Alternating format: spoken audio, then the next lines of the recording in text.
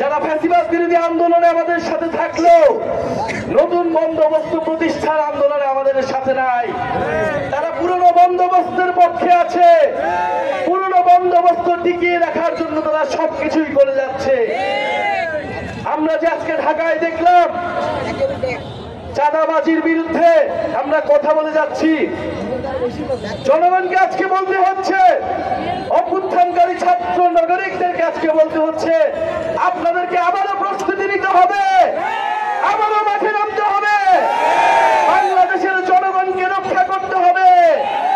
শহীদরা এই দায়িত্ব আমাদেরকে দিয়ে গিয়েছে।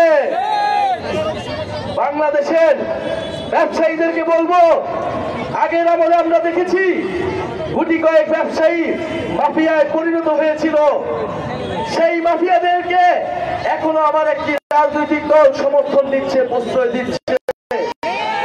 ফলে আর অন্যদিকে আমাদের ক্ষুদ্র মাঝারি খেটে খাওয়া ব্যবসায়ীরা চাঁদাবাজদের তাড়নায় তারাও বেহাল অবস্থায় রয়েছে। আমরা ব্যবসায়ীদেরকে রক্ষা করব, সব দেশপ্রেমিক ব্যবসায়ীদেরকে আমরা রক্ষা করব। বাংলাদেশের ব্যবসায়ী এবং অর্থনীতিকে চাঁদাবাজ এবং সন্ত্রাসের কবল থেকে আমরা রক্ষা করব। প্রিয় খুলনাবাসী, আমরা খুলনা এসেছি, আমরা জানি এই খুলনা একটি ঐতিহ্যের নগরী।